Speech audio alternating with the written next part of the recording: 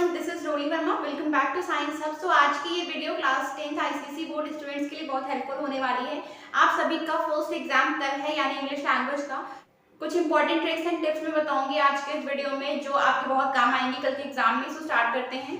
You all know that जो first question is of composition, जिसमें आपको 300 टू 350 वर्ड्स में कंपोजिशन लिखना होता है। 5 कंपोजिशन आते हैं and I always suggest you to choose narrative और डिस्क्रिप्टिव कंपोजिशन, क्योंकि ये बहुत इजी होते हैं, बहुत सिंपल होते हैं and these are very most scoring composition. Okay, so always choose narrative और descriptive composition. word limit हमेशा ध्यान में रखिए 300 to 350 words. ठीक है, जो स्टार्टिंग करनी कंपोजिशन की सिंपल करनी है एंड अगर कोई भी ऐसी लाइन है जिसे आपको लगता है उसे हाईलाइट करने की जरूरत है तो उसे हमेशा इन्वर्टेड कॉमा में लिखें। ठीक है, पैराग्राफ चेंज करने के बाद एक लाइन छोड़ें, फिर नेक्स्ट पैराग्राफ की स्टार्टिंग करें। ये सारी चीजें अपने ध्यान में रखें, ग्रामेटिकल मिस्टेक्स कम करें। Okay, and the next question is letter writing. Letter writing में 2 लेटर्स आपको मिलते हैं, informal letter and formal letter. And I think that you should always go for a informal letter, यानी पर्सनल लेटर, जो कि बहुत इजी होता है। ये बेसिकली अपने फ्रेंड्स को, रिलेटिव्स को लिखा जाता है। ठीक है, फॉर्मेट देख लीजिए इसका। सेंडर्स एड्रेस, जो लेटर लिख रहा होता है उसका एड्रेस पड़ता है, उसके बाद एक लाइन छोड़नी है, आपको स्पेस देना है। एक लाइन छोड़ने के बाद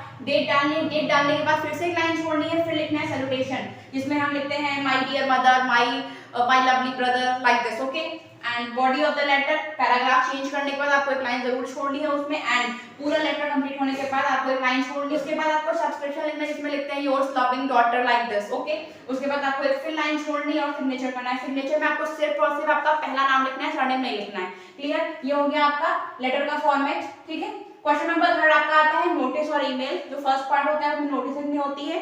एंड एक चीज, नोटिस का फॉर्मेट देखिए। Suppose this is your page. Okay, सबसे पहले आपको लिखनी है हेडिंग, एक कैची हेडिंग होनी चाहिए। ठीक है, एंड नोटिस आप किस इवेंट पे लिख रहे हैं, यहाँ पे आपको इवेंट का नेम लिखना है। इवेंट के नेम लिखने के बाद वो जो इवेंट है वो कहाँ हो रहा है। ठीक है, प्लेस का नाम, टाइम, कब हो रहा है। ठीक है, डेट, टाइम, प्लेस का नाम। उसके बाद 2 लाइन में आपको इवेंट के बारे में बता देना होता है। ठीक है, सिंपल, बस इतनी सी नोटिस होती है, छोटी सी नोटिस होती है। बहुत ज्यादा नोटिस को आपको लेंथी नहीं करना है। नोटिस आपको छोटी सी लिखनी है एंड जो भी इंफॉर्मेशन है सारी आ जानी चाहिए उसमें। Clear, the next is email. Email में सबसे पहली चीज आपको याद रखनी है टू, आप किसको भेज रहे हैं आपको उसकी आईडी जरूर लिखनी है। ठीक है, आपको उसकी ईमेल आईडी यहाँ पे लिखनी होती है।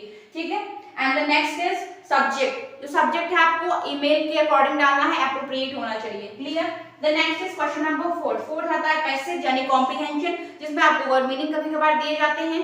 ठीक है, एंड क्वेश्चन आंसर्स आपको करने होते हैं। हमेशा 10 मिनट अलग से निकाल के रखें उस पैसेज को पढ़ने के लिए, समझने के लिए, जिससे आप आसानी से वो पैसेज के क्वेश्चन आंसर्स कर सकें। ओके, एंड पैसेज में एक सी पार्ट आता है प्रेसी राइटिंग, जिसमें आपको 50 वर्ड्स में एक एग्जैक्ट पैराग्राफ लिखना होता है। ठीक है, ब्लॉक्स बना के आपको उसमें लिखना है, सबसे पहली चीज याद रखिएगा। ठीक, एंड उसमें आपको पहले रफ ड्राफ्ट बनाना है, फिर फेयर ड्राफ्ट बनाना है।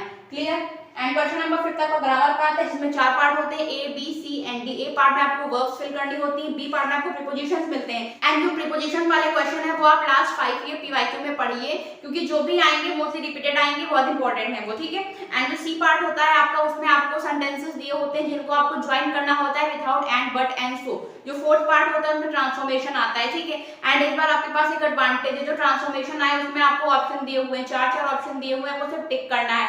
And that's a great advantage for all of you, and आप बहुत अच्छा कर सकते हैं, क्योंकि उसमें ऑलरेडी एमसीक्यू टाइप के क्वेश्चन दिए हुए हैं, सब इजीली उनको कर सकते हैं। ओके, तो ये बात कर ली हमने पेपर के बारे में, कैसे आपको पेपर सॉल्व करना है, कौन से क्वेश्चन कैसे करने हैं। क्लियर, अब कुछ और इंपॉर्टेंट चीजें हैं। फर्स्ट ऑफ ऑल हेडिंग, जब भी आप कंपोजिशन करें, ईमेल करें, नोटिस करें, तो फर्स्ट ऑफ ऑल आपको हेडिंग डालनी है, ब्लैक पेन से डालें या फिर ब्लैक स्केच से डालें। बड़ी बड़ी आपको हेडिंग डालनी है, उसको फिर अंडरलाइन करना है। Clear, and one most important thing, always begin answer from a fresh page. अगर कोई भी आंसर करने के बाद पेज पे 4-5 लाइन रह रही है तो उन्हें रहने दीजिए, इट डजंट मैटर। हर एक आंसर नए और फ्रेश पेज से स्टार्ट करना है। क्लियर, तो ये कुछ इंपॉर्टेंट चीजें थी जो मैंने आपको बता दी, एंड हमेशा इन सारी चीजों को अपने ध्यान में रखना है, फिर पेपर सॉल्व करना है। सो ये सारी चीजें आप ध्यान में रखिएगा। ठीक है, ऐसे कोई मिस्टेक मत करिएगा जिससे आपके नंबर डिडक्ट हों। ओके, एंड एक और चीज, कोई भी टेंशन मत लीजिए, कोई भी स्ट्रेस मत लीजिए, जस्ट बी काम। अगर बहुत ज्यादा टेंशन लगती है आपको तो आप वाटर बॉटल लेके जाइए, but don't drink a lot of water, एक लिमिट में पीजिएगा। और एक इंपॉर्टेंट बात, अपनी कॉपी को डेकोरेट करने के चक्कर में मत रहिएगा। ओके, आपको सिर्फ उसमें अच्छा लिखना है, अपने थिंकिंग, अपने आइडियाज अच्छे डालने हैं, अपने कंपोजिशन में, ईमेल में, फॉर्मेट में, अपने इंग्लिश लैंग्वेज के पूरे पेपर में। ओके, टाइम मैनेजमेंट ध्यान से करिएगा, 2 घंटे का आपको टाइम मिलेगा एंड आपको ये सारी चीजें अच्छे से लिखनी so all the best for your exams.